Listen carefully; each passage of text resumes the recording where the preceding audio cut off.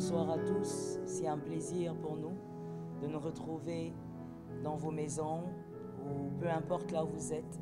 C'est Joël et Timothée Kabasele.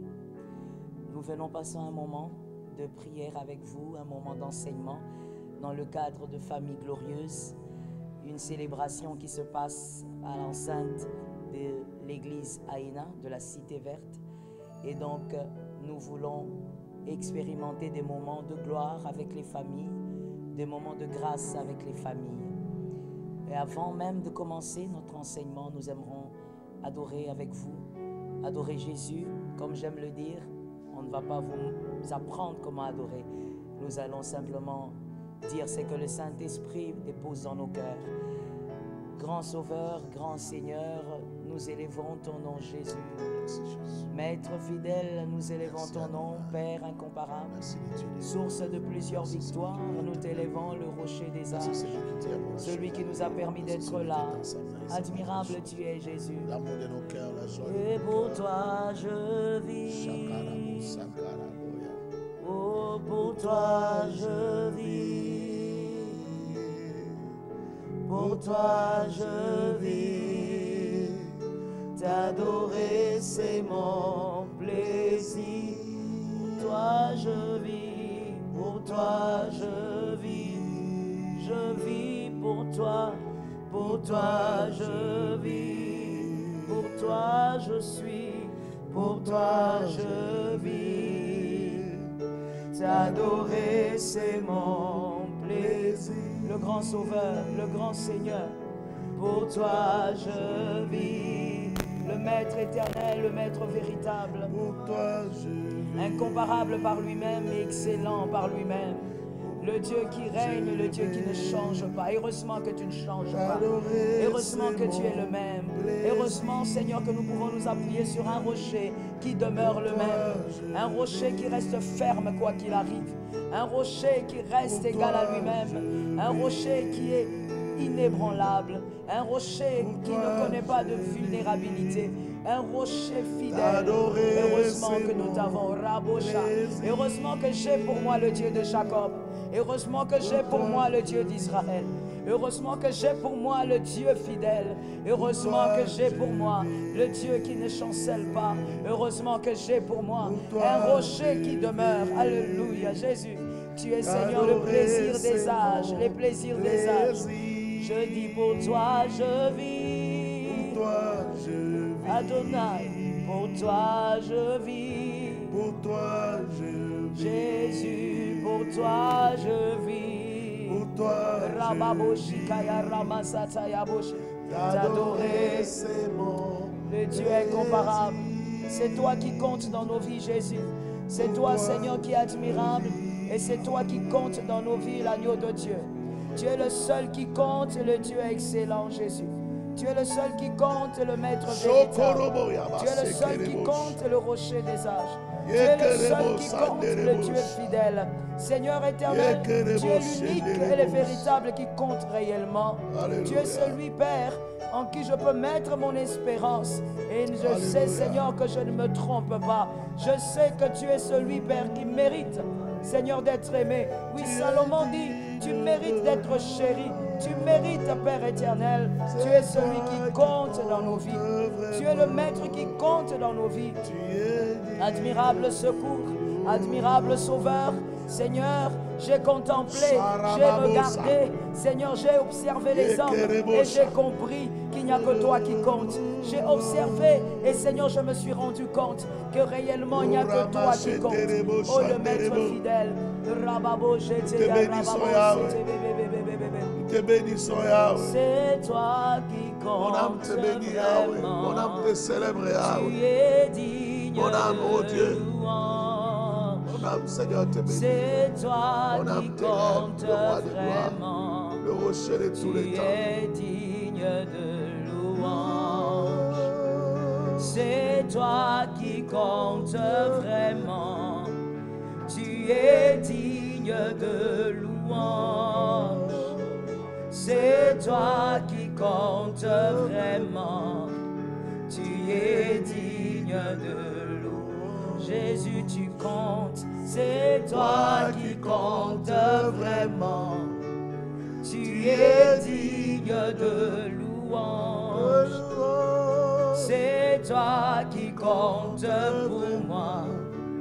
Tu es digne de louange. Oh, c'est toi qui comptes. C'est toi qui comptes vraiment.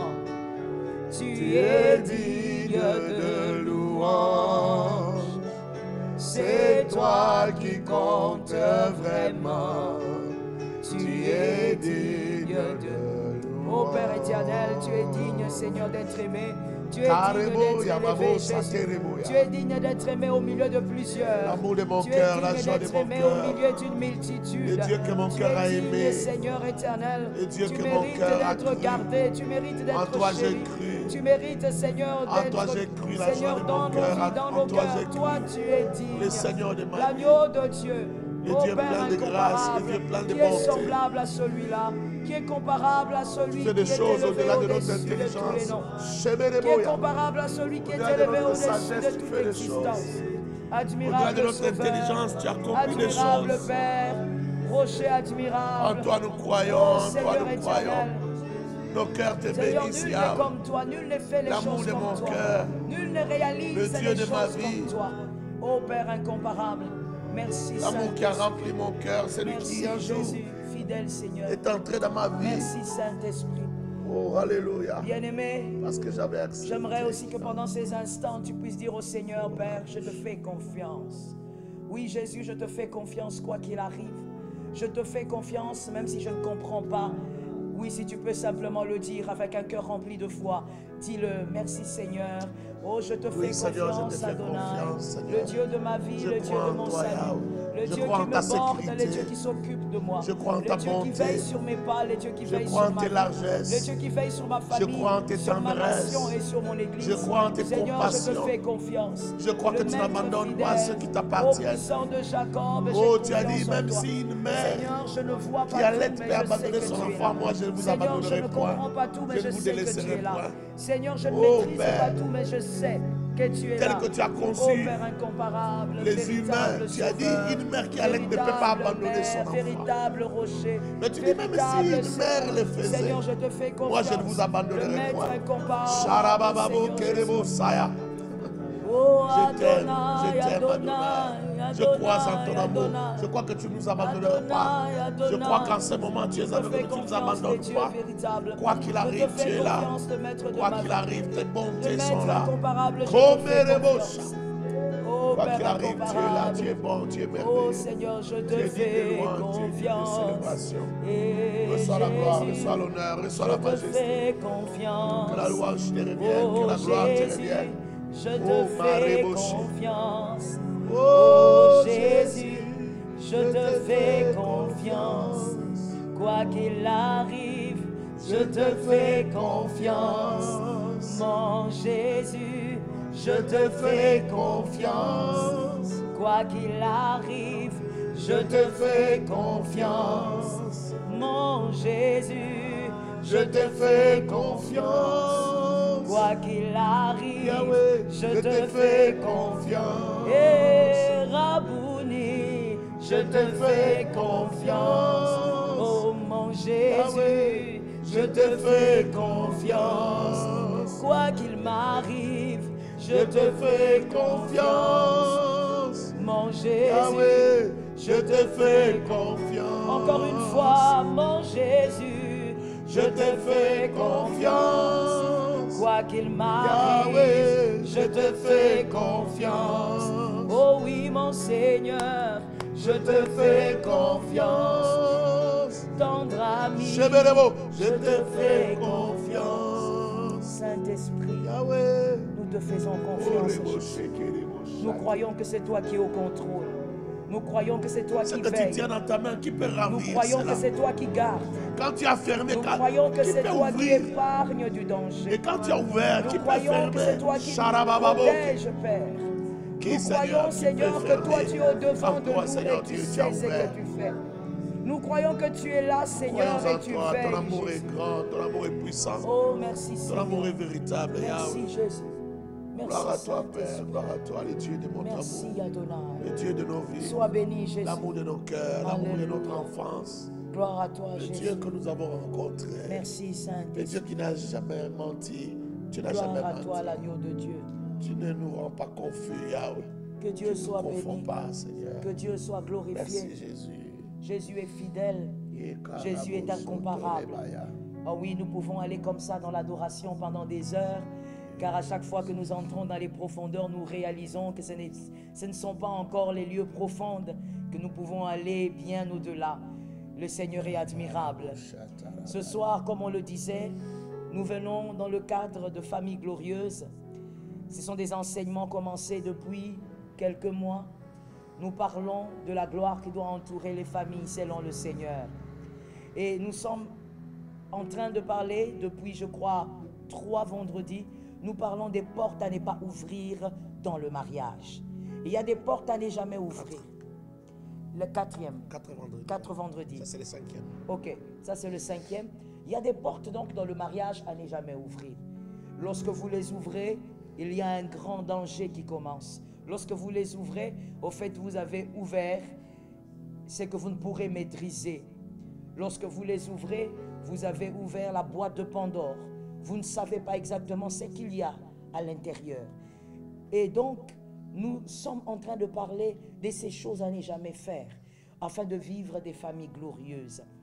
Le vendredi passé, l'homme de Dieu a parlé de l'infidélité, les conséquences de l'infidélité. On a eu à parler de ça, les conséquences sociales, spirituelles. Vraiment, c'était très profond. Et aujourd'hui, nous parlons d'une 3e porte. J'espère que je ne me trompe pas. La 3e porte à ne pas ouvrir. Et nous disons la duplicité dans le mariage. Nous sommes avec les couples chrétiens. Vous êtes mariés. Une alliance reconnue par le Seigneur. La duplicité. C'est quoi la duplicité? Voici la définition simple de la duplicité. C'est le caractère d'une personne qui feint. C'est-à-dire quoi une personne qui feint? C'est une personne qui a double face. C'est une personne qui est hypocrite. C'est une personne qui ne se révèle pas sur son vrai jour. C'est une personne qui vous présente une image d'elle qui n'est pas la totalité de ce qu'elle est, ou qui n'est pas l'image exacte de ce qu'elle est. C'est une personne qui fait semblant d'être ce qu'elle n'est pas. Et malheureusement, des fois dans les foyers, nous vivons cela. Il y a des gens qui sont mariés depuis 15 ans, depuis 20 ans, 30 ans, 40 ans, d'autres depuis 2 ans, depuis 4 ans. Mais l'homme ou la femme vit dans la duplicité. Vous savez, on est marié, c'est 2 cœurs, deux personnes, l'homme et la femme. On peut dire on s'aime, mais personne ne connaît vraiment le cœur de l'autre. Il n'y a que l'homme qui sait que tout ce qu'il fait avec sa femme est faux. Qu'il y a un autre lui que sa femme ne connaît pas. Il n'y a que la femme qui sait que ce qu'il présente ou ce qu'elle présente à son mari, tout est faux. Ou ce n'est qu'une partie d'elle, mais il y a une autre partie qu'elle cache. Aujourd'hui, nous venons vous exhorter au nom de Jésus, que si c'est votre cas, que le Saint-Esprit vous délivre de cela. Amen. Que le Saint-Esprit vous sorte de là. Amen. Ce ne sont pas que des mots que vous allez entendre, mais que le Saint-Esprit fasse un travail interne. Amen. Car c'est un mal, c'est une sémence, c'est un venin du serpent. Amen. Et lorsque nous parlons du serpent, nous parlons du diable, le serpent ancien. Lorsqu'il introduit la duplicité, bien-aimé, voilà encore un autre danger de la duplicité. C'est que lorsque vous vivez dedans, quand vous êtes hypocrite, vous commencez à normaliser votre état. Vous normalisez ce que vous devenez. Vous en faites une deuxième personnalité. Pour vous, c'est normal que de ne jamais montrer à votre mari ce que vous êtes vraiment. Que de ne jamais montrer à votre femme ce que vous êtes vraiment. Vous faites semblant et vous savez que vous faites semblant. Avec les autres, vous êtes une autre femme. Avec les autres, vous êtes un autre homme. Avec votre mari aussi, c'est quelqu'un d'autre, c'est quelqu'une d'autre. C'est vraiment une personne qui n'a rien à voir avec ce que les autres connaissent. La duplicité, un grand mal, un grand danger. Allons dans la parole de Dieu et voyons ce que la duplicité a fait dans un foyer, dans un couple. Nous sommes avec Jacob, Genèse 31, 19. Genèse 31, 19. Genèse 31, 19.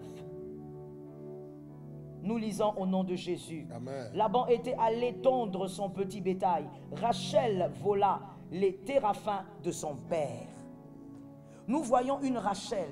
J'aimerais d'abord te peindre un peu le tableau, parce que des fois nous lisons cette histoire avec une promptitude qui nous empêche de vraiment pénétrer certaines réalités dans ce couple. Jacob est amoureux de Rachel et Jacob travaille pour Rachel.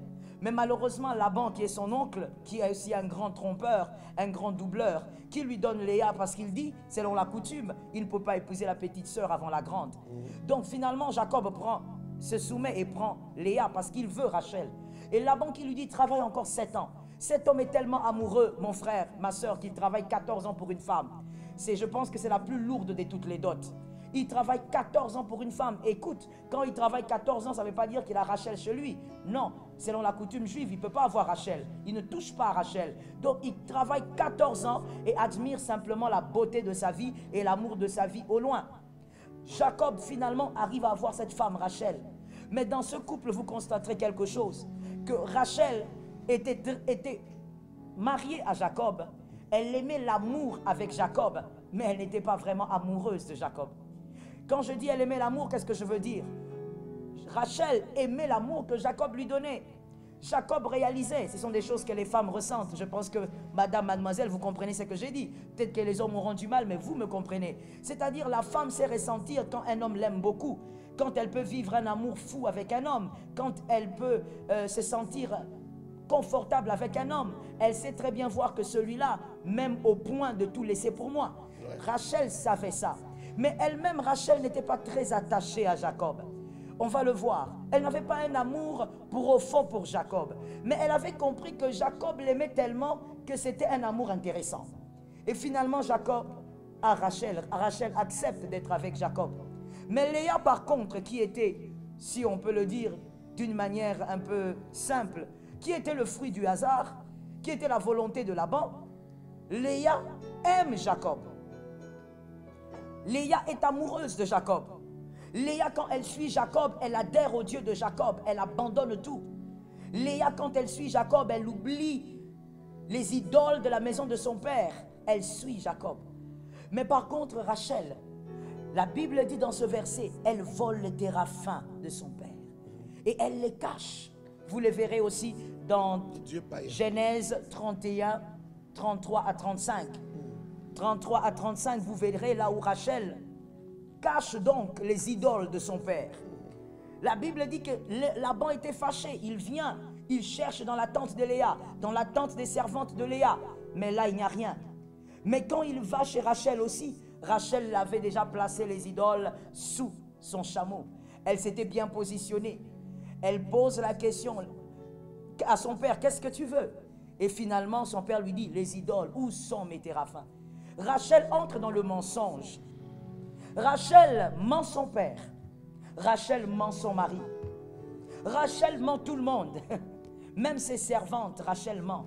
Rachel n'est pas la femme que Jacob pensait être. Rachel n'était pas la femme que Jacob croyait être. Observez encore une chose qui m'a beaucoup intrigué dans cette histoire, dans cette vie de couple. Genèse 30, verset 1. Genèse 30, verset 1. Là, nous voyons que Rachel, elle constate que Léa, sa sœur, enfante. Et la Bible ne dit pas, comme avec Sarah, Sarah qui désirait que Abraham ait des enfants, que Abraham ait ne fût qu'un enfant. La Bible dit que Sarah avait le souci, elle disait, il faudrait que mon Seigneur ait au moins un enfant. Mais pour Rachel, la Bible dit que Rachel vit sa sœur et Rachel jalousa sa sœur. Donc pour Rachel, ce n'était pas une question d'avoir d'enfants. Ce n'était pas avoir d'enfants pour elle ou avoir d'enfants pour faire plaisir à son mari. Non, Rachel voulait simplement concurrencer sa sœur. Rachel était simplement jalouse de sa sœur. Vous voyez encore avec ce deuxième témoin que Rachel avait un problème. Elle n'était pas très attachée à Jacob comme Jacob était attaché à elle. Rachel a navigué dans le mensonge. Rachel a navigué dans le faux. Rachel n'a pas été vraie. Et ça, Jacob a subi cela. Voilà le danger de la duplicité.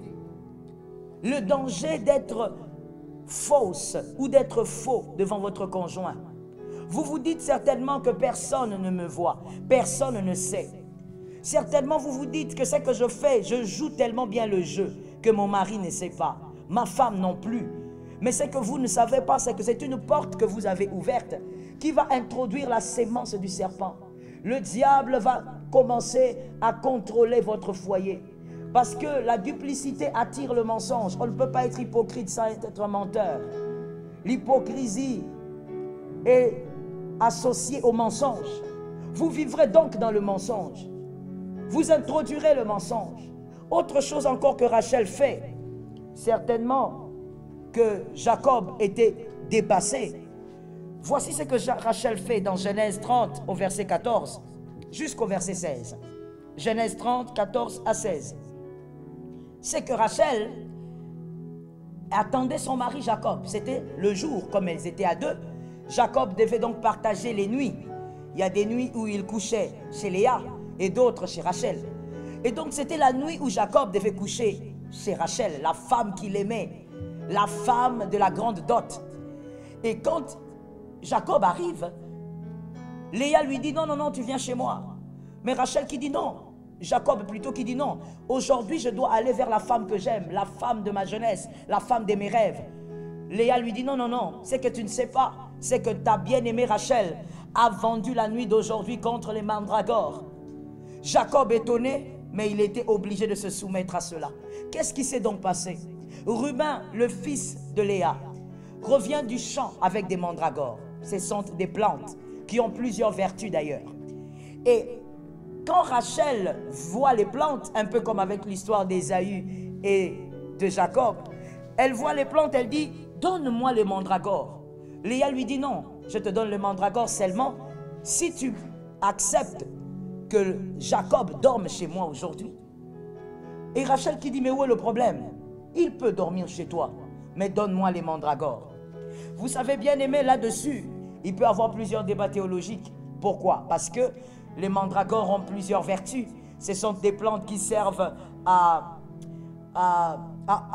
stabiliser aussi les cycles mensuels.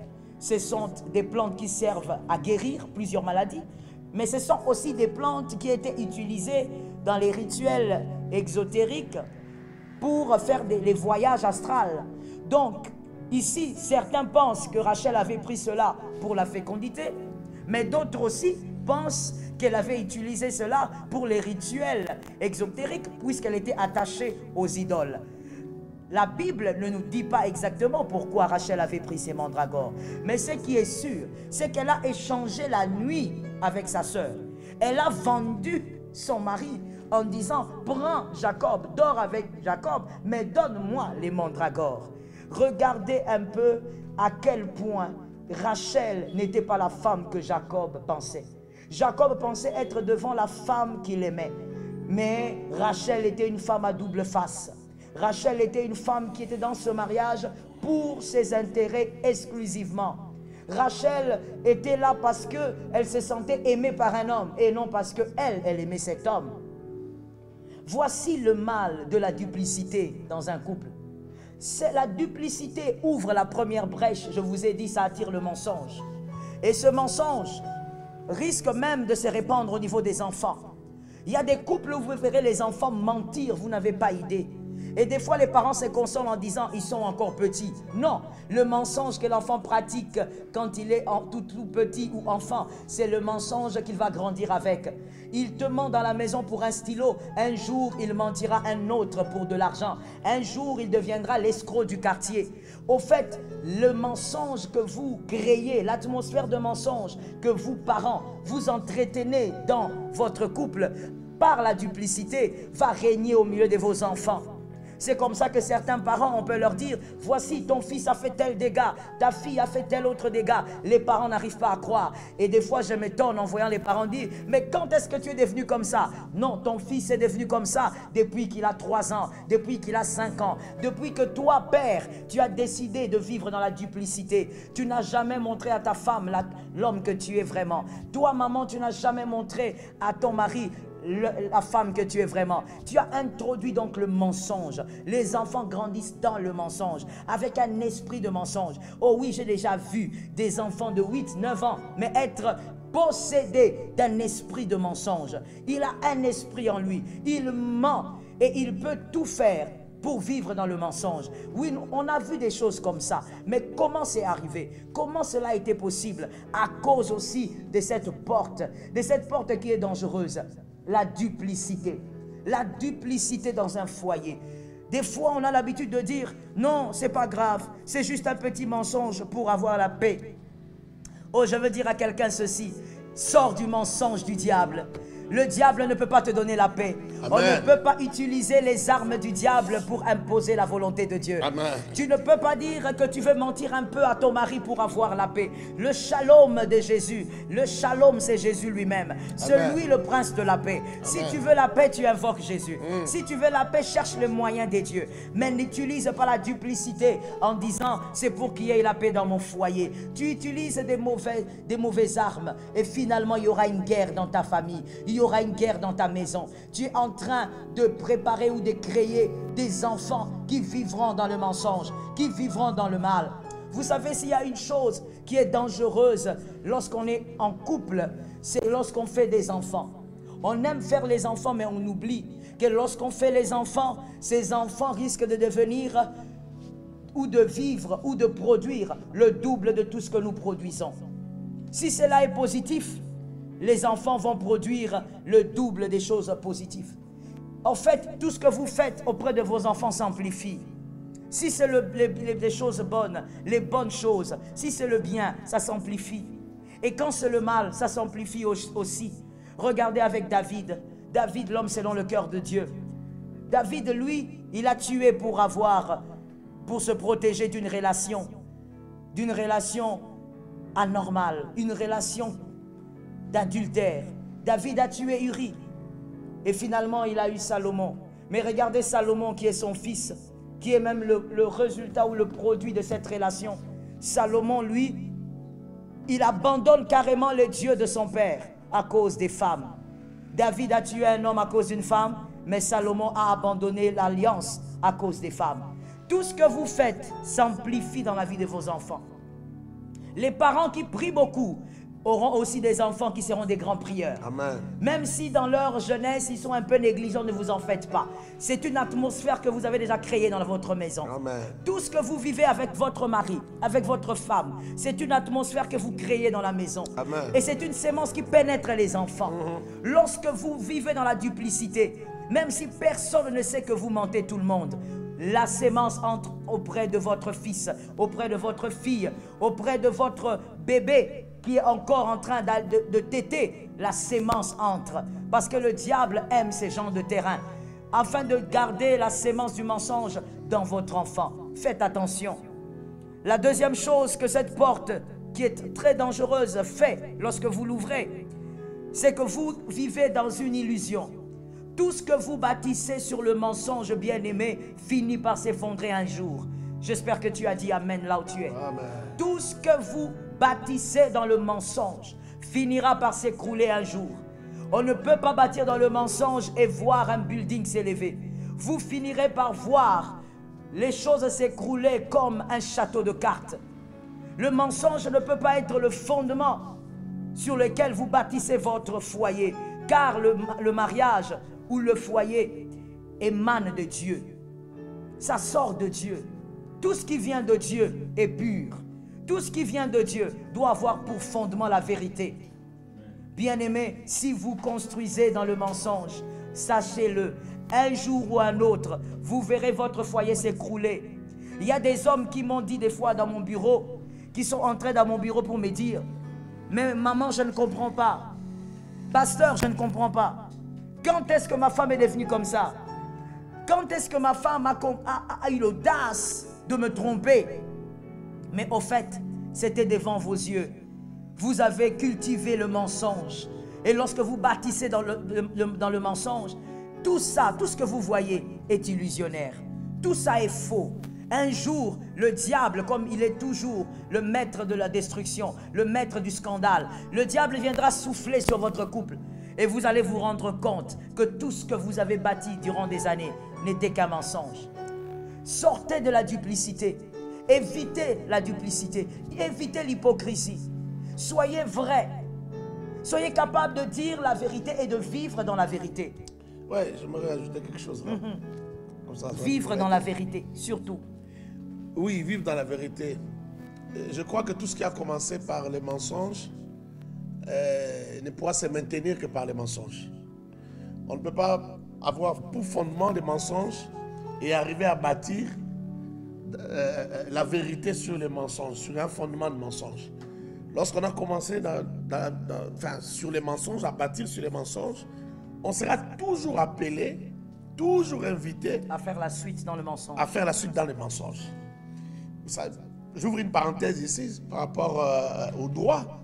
Vous savez que par rapport au droit, par exemple, lorsque un contrat a été conclu sur base d'un mensonge, c'est-à-dire, par exemple, quand il y a un défaut de qualité, qu'on n'a pas dit la vérité, sur un produit. Sur un produit, par exemple. Un médicament, par exemple. Voilà. Je prends par exemple le contrat de vente. Oui. Lorsque l'on découvre qu'il y avait eu mensonge, on a le droit de résilier le contrat de vente. Ce contrat de vente est nul. C'est-à-dire que même si vous allez devant les cours et tribunaux, c'est lui qui veut résilier le contrat parce qu'il a découvert un mensonge. Qu'il y avait mensonge, par exemple, sur la qualité du produit. Il va gagner ce procès-là. Parce que la base, même le fondement de votre contrat était les mensonges. Donc, je referme cette parenthèse pour aller un peu, appuyer un peu et dire que lorsque vous avez commencé par les mensonges, tout ce que vous allez ajouter dessus sera obligé pour se maintenir d'utiliser encore les mensonges. Et j'aimerais ajouter encore ceci. Beaucoup de gens pensent que si je dis la vérité, tel ne va pas m'épouser. Si je dis la vérité, il ne va pas m'accepter. Ça, c'est avant le mariage. Avant le mariage. Parce qu'on parle de bâtir, de commencer par les mensonges, non? Un fondement de mensonges.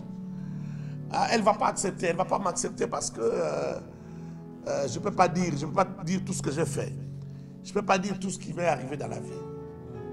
Mais la première chose qu'on oublie, c'est qu'il n'y a rien qui se cache sur la terre.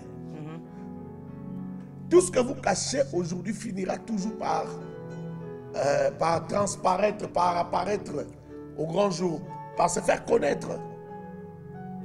Les mensonges ne se cachent jamais pour toujours. Indéterminément. Ça sortira. Ça, c'est la première des choses. La deuxième des choses, une personne qui ne peut pas vous aimer malgré vos défauts ne pourra pas vous aimer dans les mariages parce qu'il finira par, même s'il n'apprend pas cette vérité-là, il finira par découvrir la personne que vous êtes. Et si cette personne finit par découvrir la personne que vous êtes, cette personne ne pourra pas vous donner un vrai amour. Alors, il est préférable de savoir si cette personne pourra vous aimer réellement. Il est préférable de lui dire la vérité.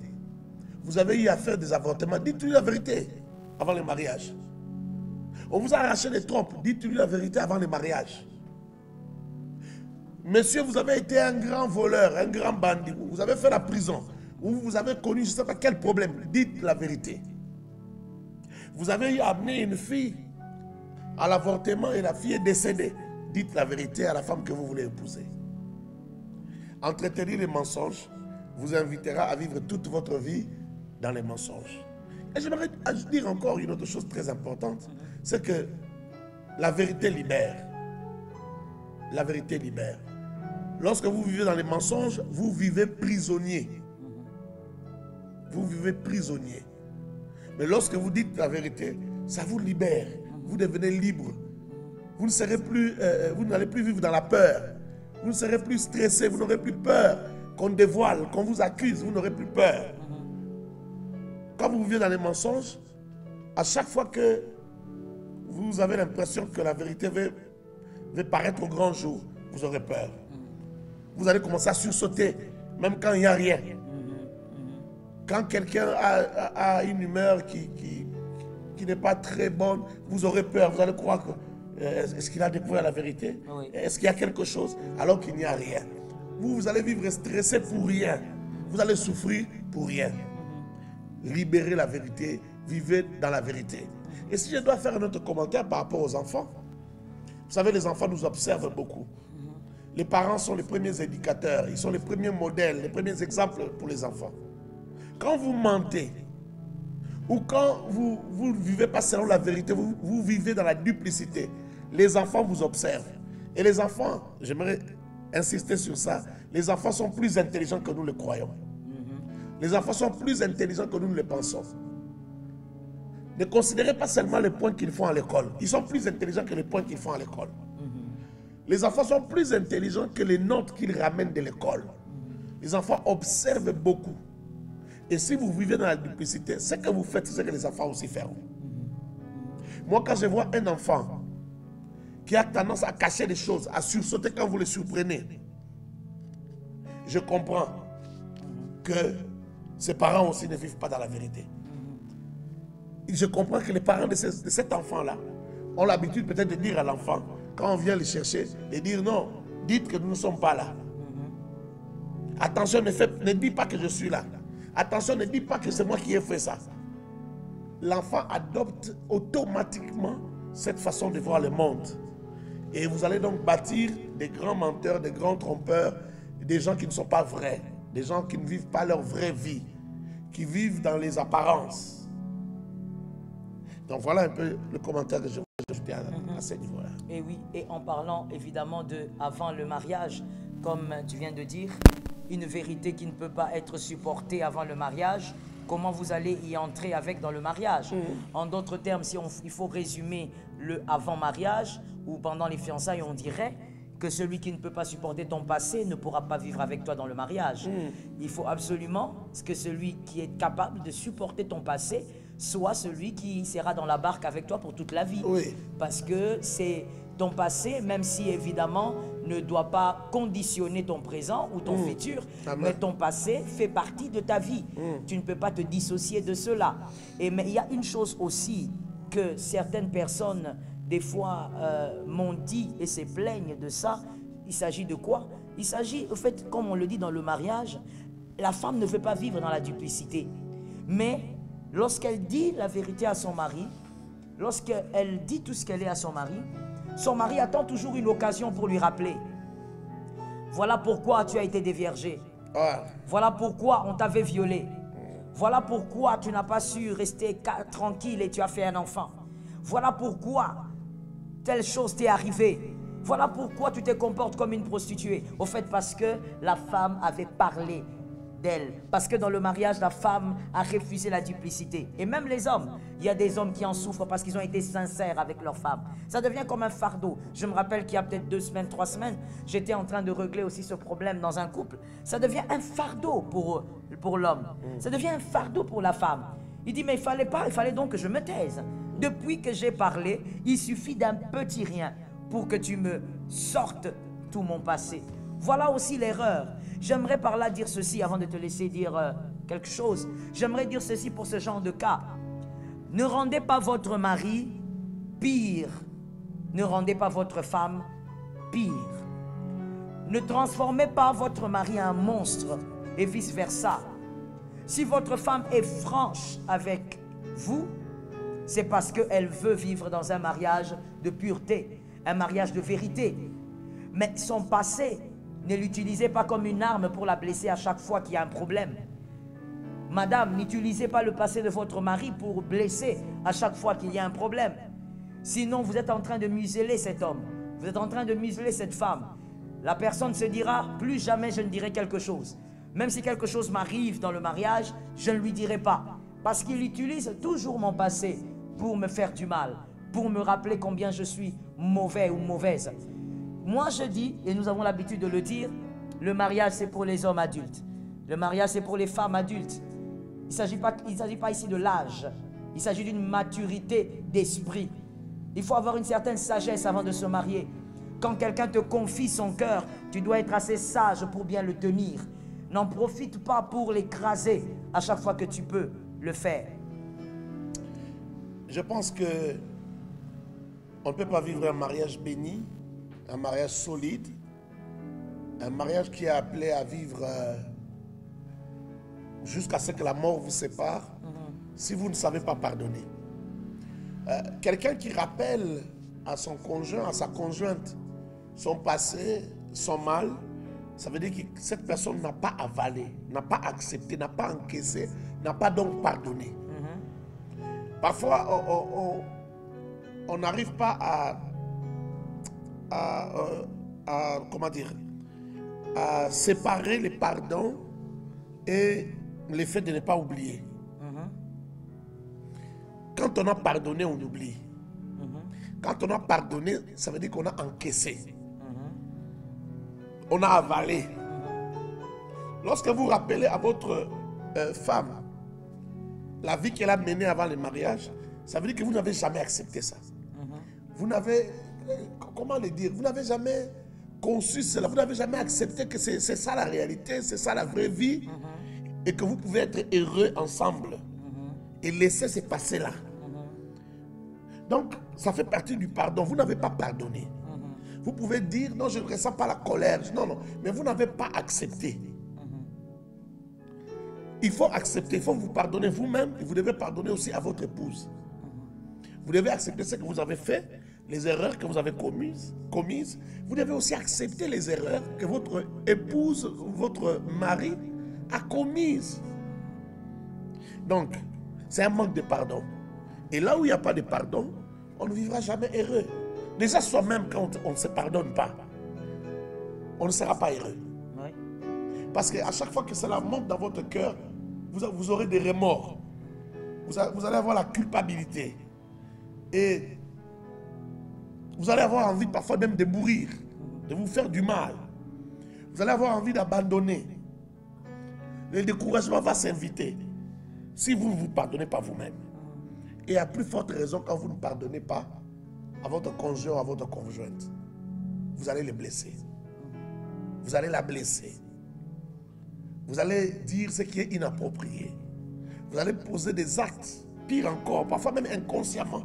Vous allez poser des actes de brutalité, de brutalité dans les gestes, de brutalité dans les paroles, de brutalité dans les décisions. Vous allez faire des choses qu'il ne faut pas faire. Parfois, vous aurez du mal même ça peut même vous pousser à l'infidélité. Parce que vous aurez du mal à apprécier tout ce qu'il y a de bien, tout ce qu'il y a de beau, tout ce qu'il y a de merveilleux. Vos yeux vont changer. Vous n'allez pas voir les bonnes choses qu'il y a dans la personne qui vit avec vous.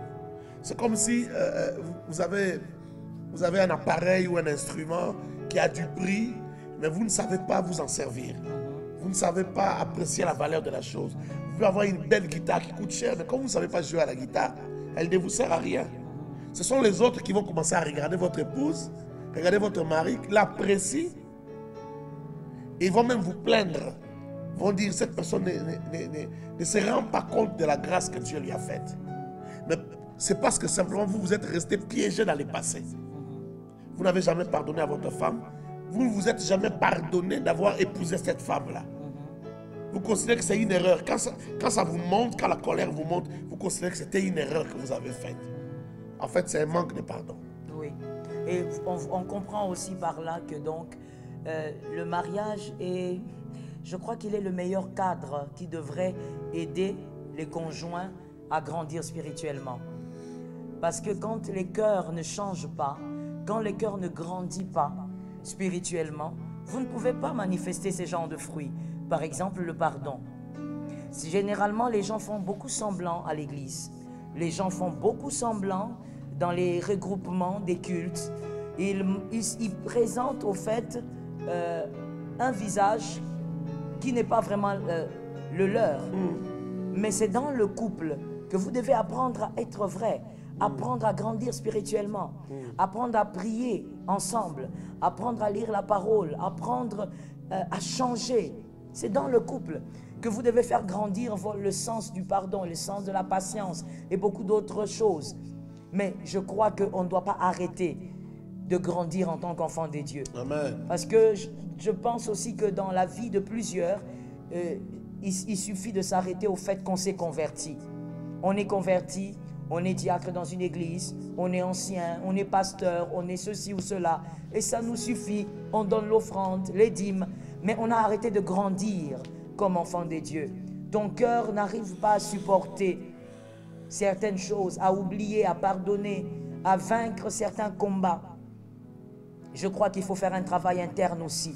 Que ce travail spirituel ne doit pas s'arrêter.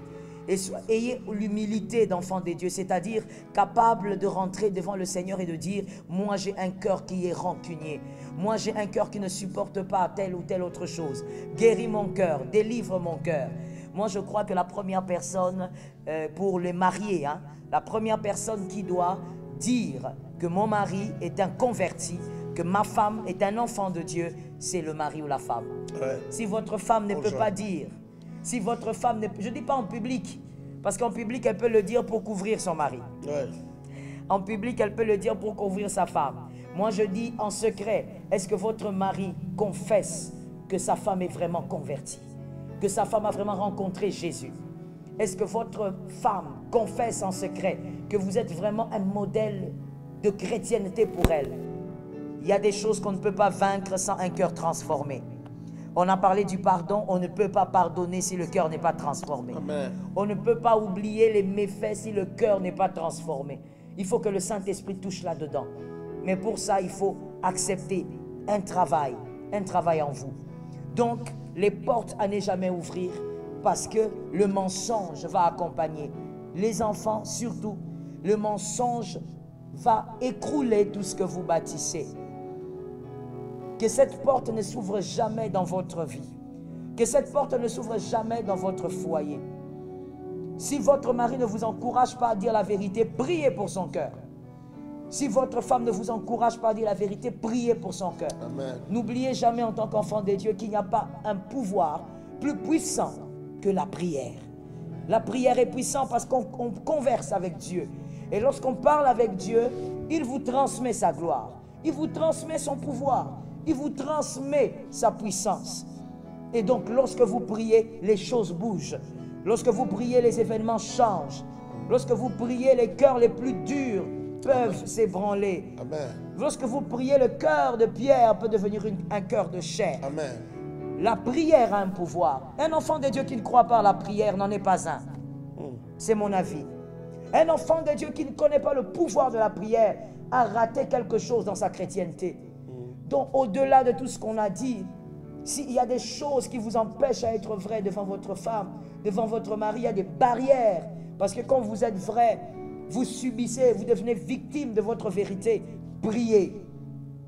Mettez les genoux à terre et demandez au Seigneur de toucher son cœur. De toucher, afin que votre foyer soit un foyer de vérité. Une maison de vérité. Vous savez, une sémence est une sémence. Lorsque vous vivez dans la vérité, vous créez l'atmosphère de la vérité. Vous verrez que même vos enfants vont grandir dans cette atmosphère. Vos enfants vont aimer les choses d'en haut. Les choses d'en haut, comme la vérité. La vérité n'est pas de la terre. La vérité n'est pas de ce monde. Amen. Ce sont les choses d'en haut. Amen. Et vous verrez des enfants qui aiment la vérité, qui vivent dans la vérité. Pourquoi? Parce qu'il y a eu une sémence. Que l'Éternel nous aide donc à avoir des familles glorieuses par la vérité. Amen. Nous allons prier avec ces couples afin de sortir. Nous allons d'abord prier en deux temps.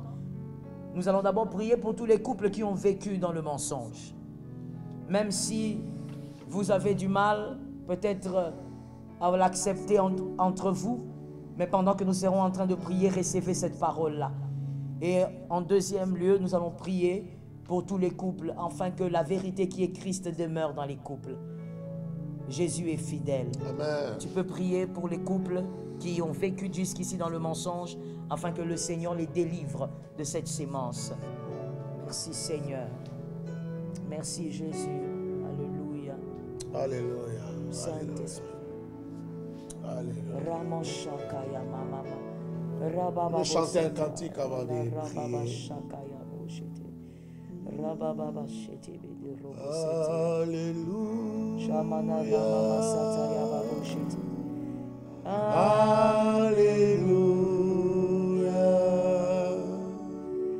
Alléluia.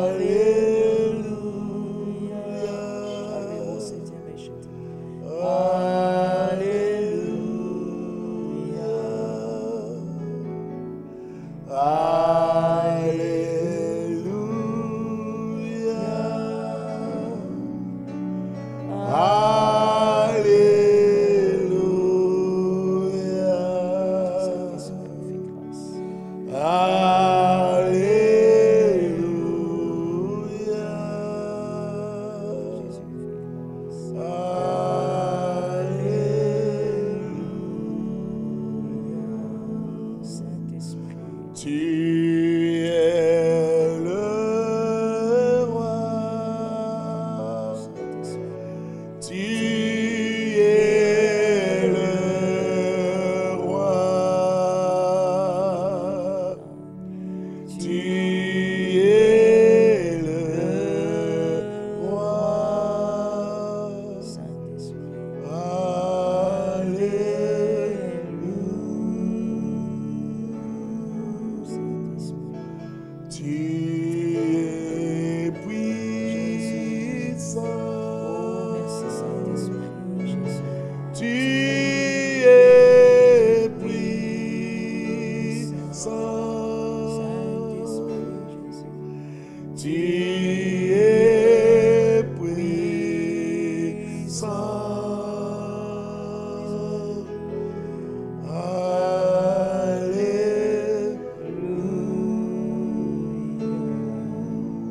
Seigneur, nous te prions avec tous les couples qui ont vécu dans les mensonges, qui ont commencé dans les mensonges, et d'autres qui ont vécu dans les mensonges. Des couples qui nous suivent en ce moment, ceux qui vont nous suivre. Où l'homme cache des choses à sa femme cache des choses à son mari. Ils vivent dans les mensonges, ils vivent dans la duplicité. Charababoke. Père, je te prie de les visiter, de les visiter. Visite-le, visite-le, Seigneur. Visite-le, change leur vie, change leur histoire. Laisse, Seigneur Dieu, que ta parole, Seigneur, vienne luire dans leur vie, Seigneur Dieu. Éclaire leur vie. Que la vérité entre dans leur vie. Sharabababosa. Que la vérité entre dans leur vie. Qu'ils arrivent à se dire la vérité. Qu'ils arrivent à se libérer du mensonge. Que la libération du mensonge vienne dans leur vie, arrive dans leur vie. Libère du mensonge. Marabayake. Libère du mensonge. C'est que le mensonge fait d'eux esclaves du diable, esclaves du péché, esclaves du système du diable. Les diables les gardent dans les mensonges, dans une prison, pour servir des chantages. Seigneur, viens les libérer, viens les libérer, viens les libérer. Laisse qu'ils soient libres, qu'ils ne soient plus victimes de chantage, qu'ils soient libres, qu'ils soient libres. Laisse que ta parole, oh Dieu, libère leur cœur. Que ta parole, oh Dieu, transperce leur cœur. Que ta parole, oh Dieu, prenne la place dans leur vie. Que ta parole prenne la place dans leur famille. Que ta place prenne la... Que ta parole prenne la place dans leur système de pensée. Que ta parole prenne la place. Afin qu'ils vivent dans la liberté. Qu'ils vivent dans la liberté. Qu'ils vivent dans la liberté. Que les mensonges, oh Dieu, soient brisés, Seigneur. Aujourd'hui, que les mensonges soient brisés, que les mensonges soient vaincus, que les mensonges soient vaincus, que les mensonges soient vaincus, que les mensonges soient vaincus. Seigneur, nous te prions, Seigneur, nous te prions, nous t'invoquons, viens visiter ces familles, viens visiter ces personnes qui nous entendent en ce moment, qui nous suivent en ce moment, viens les visiter, viens changer leur histoire, viens changer leur vie, viens les visiter. Oh, gloire à toi, Jésus. Merci, Seigneur Jésus-Christ. Nous allons maintenant prier pour les couples. Nous prions pour tous les couples qui nous ont suivis. Nous prions pour toutes les personnes qui souhaitent être en couple demain. Nous allons prier pour vous. Que la grâce du Seigneur déborde et que le Saint-Esprit vous soutienne. Seigneur éternel, nous prions au nom de Jésus. Seigneur, bénissez. Seigneur, visite ces couples. Père incomparable, comble ces couples. Les rochers des âges soient leur maître. Le rocher des âges soit leur Père. Le Dieu puissant. Soit le Dieu qui les couvre, qui les protège, qui les éloigne du mal. Seigneur, préserve. Seigneur, Père éternel, que ta grâce déborde, visite les familles, que ta grâce se manifeste, visite les couples, que ta grâce, visite les Seigneur des armées, agisse au-delà de toute pensée, agisse au-delà de tout esprit, agisse au-delà, Seigneur, de tout ce que nous voyons.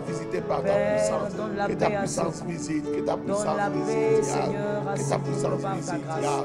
Merci d'agir au nom de Jésus. Merci Seigneur. Papa, fais du bien. Oh, en ce moment, oh, Rabababosha, où dans les mondes, Seigneur, les églises sont fermées, les gens prient à la maison. Seigneur, ma prière, Seigneur, c'est que les feux, la flamme de la prière soit conservée dans les familles.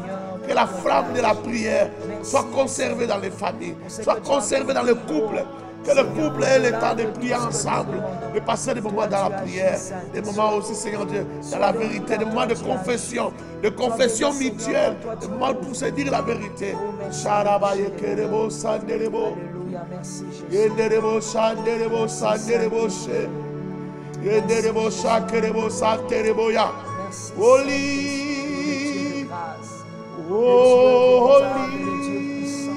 Le Dieu fidèle, le Dieu redoutable, le Dieu qui ne change pas, le Dieu qui agit au-delà, le Dieu qui accomplit ce que l'homme ne peut imaginer, le Dieu qui ouvre les âmes, le Dieu qui sécurise les âmes. Merci, rocher de mon âme. Merci, le Dieu de la grâce des hommes. Nous te rendons grâce car nul n'est comme toi, Jésus. Nous te rendons grâce car c'est toi qui veille et qui protège. Nous te rendons grâce car c'est toi qui couvre, Saint-Esprit. Nous te rendons grâce car c'est toi qui décides sur les âmes, qui décides sur les vies. Merci de protéger. Merci de garder. Merci de sécuriser. Merci Jésus. Merci Jésus. Merci Jésus. Nous allons maintenant prier avec vous et nous allons recommander l'Église corps du Christ entre les mains du Seigneur. L'Église corps du Christ traverse un moment assez compliqué, mais un moment toujours bénéfique pour lui. Car l'Église corps du Christ devient puissante à chaque événement. Alléluia. Dans chaque circonstance, elle devient puissante. L'épouse du Christ devient encore un peu plus belle à chaque fois que le monde pense l'écrouler. Nous allons prier afin que les chrétiens du monde entier, nous soyons sous la grâce du Seigneur. Seigneur incomparable, Dieu de grâce, Dieu de vie, nous te recommandons, Seigneur éternel, ton Église. Tu es le Dieu qui soutient, tu es le Dieu qui protège, tu es le Dieu qui fortifie, Seigneur. Merci de prendre soin de ton Église. Merci, Seigneur, de protéger ton Église. Merci, Seigneur éternel, de confondre le plan de l'ennemi. Merci, Seigneur, de confondre alléluia, le Seigneur. Merci de confondre le plan de l'adversaire. Que les plans du diable échouent. Que les plans du diable, Seigneur Dieu, tombent caduques. Surprends le monde, oh Dieu. Écoute les prières de tes enfants. Écoute les prières des chrétiens du monde entier. Écoute leurs prières, Seigneur. Entends nos cris, entends nos prières. Viens faire grâce, viens libérer. Yahweh, viens libérer, Seigneur. Alléluia, de cette pandémie. Viens guérir de cette pandémie, Yahweh. Sois béni, Seigneur. Tu as dit, alléluia. Sois béni, Seigneur. La peste qui frappe la nuit, le contagion qui frappe en plein midi ne vous atteindra pas. Que 1000 tombent à ton côté, 10 000 à ta droite, vous ne serez pas atteints.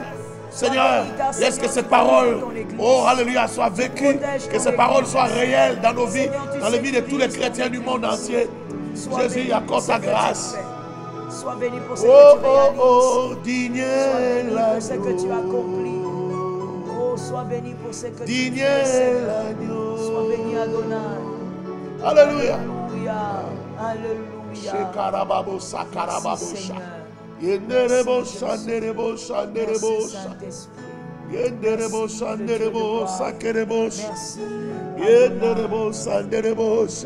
Merci, vous bénisse. Alléluia. Que le Seigneur de gloire soit de votre côté. Nous allons vous donner les directives de prière. Merci Jésus. Car nous avons toujours les directives de prière après la famille glorieuse. La semaine qui va commencer, vous qui avez été avec nous, nous sommes en jeûne à partir du mercredi de 6h à 19h. Nous sommes en jeûne liquide, c'est-à-dire nous pouvons boire toute la journée, mais nous ne mangeons qu'à 19h. Et nous faisons ça le mercredi, la même chose le jeudi. Et le vendredi, nous serons également en jeûne jusqu'à 19h. Donc après notre culte du soir, le vendredi, à la même heure, nous serons en jeûne. Je reprends le programme. Jeudi, la prière aura lieu le mercredi à partir de 6h jusqu'à 19h. Et nous prenons mercredi, nous prenons jeudi, nous allons aussi le vendredi. Donc, à partir du mercredi, à 19h, vous pourrez manger, vous pourrez boire. Voici le programme de prière. Que l'Éternel soit avec vous, que l'Éternel vous garde et que l'Éternel vous bénisse. Soyez bénis, que la grâce du Seigneur soit avec vous. Nous vous disons, tenez bon, Dieu est avec vous, Dieu est avec nous. Que la grâce du Père soit avec vous. Et nous comptons vous retrouver très très prochainement. Demain déjà nous serons ensemble. Que Dieu vous bénisse. Soyez bénis. C'était ton nom, tu es majesté, Alléluia, Jésus. divine autorité, Alléluia. Merci, Dieu de grâce. sainteté.